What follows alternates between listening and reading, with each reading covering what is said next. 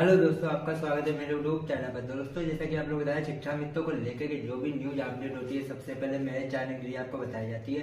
इसलिए आप जल्दी से मेरे चैनल को सब्सक्राइब कर लें। वीडियो अच्छी लगे तो लाइक अवश्य कर लेना। तो चलिए आपको पूरी अपडेट बताते हैं क्या निकल गया। 25 दिसंबर को उन्होंने मुझे सरकार सुप्रीम कोर्ट जारी है। सुप्रीम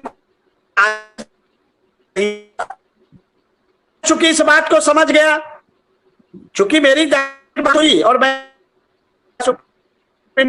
सुप्रीम कोर्ट में हमने कैविएट डाल दिया।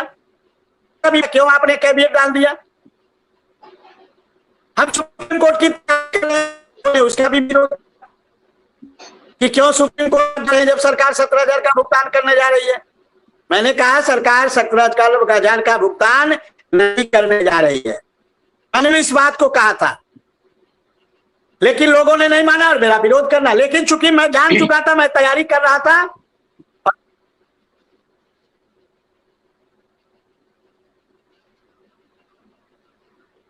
विक्रम सिंह से नेटवर्क इशू आ रहा है, जल्द हमारे साथ होंगे दोबारा। आज एक शिक्षा अनुदेशक का रिटायरमेंट हो गया, सेवानिवृत्ति हो गई, खाली हाथ चला गया। 9,000 रुपया लेके उसे मिलेंगे कब उसके सेवानिवृत्ति होगी। वो चूंकि दिव्यांग कोटे से थे, कृषि के अनुदेशक थे। मैं तो मजाक समझ रहा था। आज मैंने जब उस जिले में बातचीत की जौनपुर में, तो पता लगा कि हाँ वो सच है। विक्रम सिंह बताएंगे, वो आज सेवानिवृत्त हो गए। कृषि के अनुदेशक थे और उनकी 50 वर्ष उम्र हो गई पूरी। वो दिव्यांग थे, इसलिए वो शायद उनको छूट थी उम्र में, तो वो 40 वर्ष की उम्र में उनकी नौकरी लगी और आज उनकी उम्र 50 वर्ष हो गई। जो 50 वर्ष के बाद फिर दिव्यांग को घर भेज देते हैं। तो बेचारे आज खाली हाथ अपने घर चले गए। ऐसे कई शिक्षा मित्र पिछली वर्ष चले गए, इस वर्ष भी चले जाएंगे, आने वाले टाइम में जाते रहेंगे।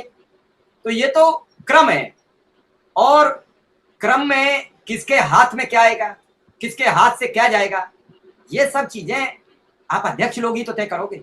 संगठन के मुखिया आपको तय करना होगा हमें किसको क्या देना है, किससे क्या लेना है। विक्रम सिंह बात पूरी करो, फिर मैं आगे बढ़ूंगा आसिफ जी के पास, आपकी बात पूरी हो जाए। सर, संगठन का काम है प्रयास करना, संघर्ष करना। और 2023 को हम लोगों ने संघर्षों का साल घोषित किया और उसके परिणाम दिखाई देने लगे। अब 6 से 9 अगस्त तक हम लोगों ने परियोजना कार्यालय का घेराव किया, प्रमुख सचिव सर से वार्ता हुई और हमारी कार्यवृत्ति पे काम हो रहा था। और उसी संघर्ष की देन है कि 8 अक्टूबर को हमारी बेसिक शिक्षा मंत्री जी से बैठक की। समस्याओं को उन्होंने सुना, सारी बातें हुई, कार्यवृत्ति पे भी चर्चा हुआ। हमने कार्यवृत्ति पे पूरी बातें की, पूरी चर्चा की। और चूंकि वो बैठक माननीय मुख्यमंत्री जी के दिशा निर्देश पे हो रहा था, तो उन्होंने कहा आपकी सारी बात को हम लोग माननीय मुख्यमंत्री जी के पास ले जाएंगे और वहां से जो भी निर्णय होगा फिर आप लोग को जारी होंगे। तो प्रक्रिया चल रही है, वो प्रक्रिया रुकी नहीं है। अब चुनाव आ गए। 16 अक्टूबर को माननीय मुख्यमंत्री जी से श्री चंद्र शर्मा जी की वार्ता हुई, जिसमें शिक्षा मित्र साथी गए थे। तो माननीय मुख्यमंत्री जी ने कहा हम चुनाव के बाद करेंगे। तो हम लोग यही बार बार कह रहे हैं कि आप सवाल हमसे करिए, शासन प्रशासन के खिलाफ इस समय कोई कमेंट ना हो।